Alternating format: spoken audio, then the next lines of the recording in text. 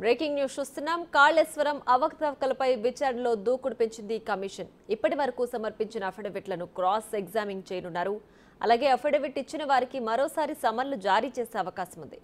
ఇప్పటి వరకు 50 మందికి పైగా కమిషన్ ముందు అఫిడవిట్ ఇచ్చారు. కాగా ఇప్పటి వరకు ఓ మాజీ సీఎస్ అఫిడవిట్ సమర్పించలేదు. అలాగే ఈ వారంలోనే మరికొంతమంది కీలకమైన వ్యక్తులకు నోటీసులు జారీ చేసే అవకాశం ఉంది.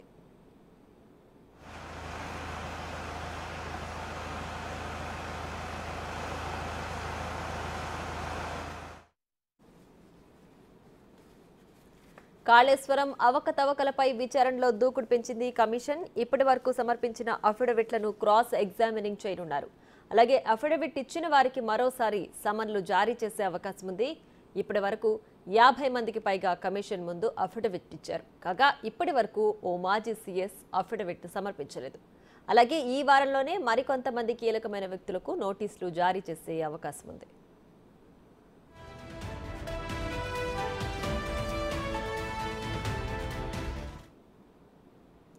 ఇక దీనికి సంబంధించి మరింత సమాచారం మా ప్రతినిధి వెంకట్ అందిస్తారు. వెంకట్,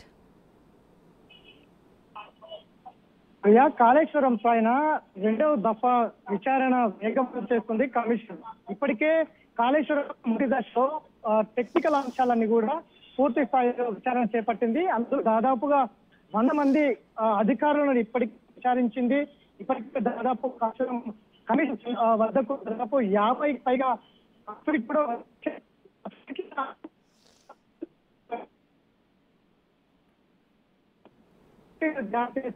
రమ్మని కమిషన్ అయితే చెబుతోంది.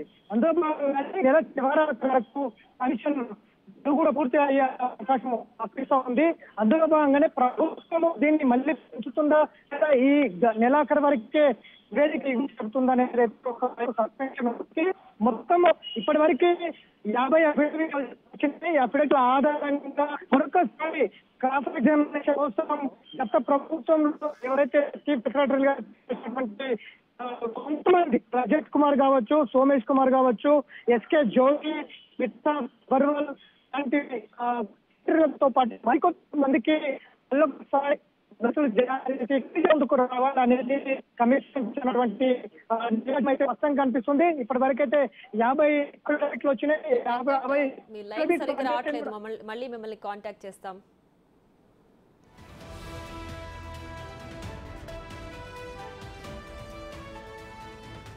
కాళేశ్వరం అవకతవకలపై విచారణలో దూకుడు పెంచింది కమిషన్. ఇప్పటి వరకు సమర్పించిన అఫిడవిట్లను క్రాస్ ఎగ్జామినింగ్ చేయనున్నారు. అలాగే అఫిడవిట్ ఇచ్చిన వారికి మరోసారి సమన్లు జారీ చేసే అవకాశం ఉంది.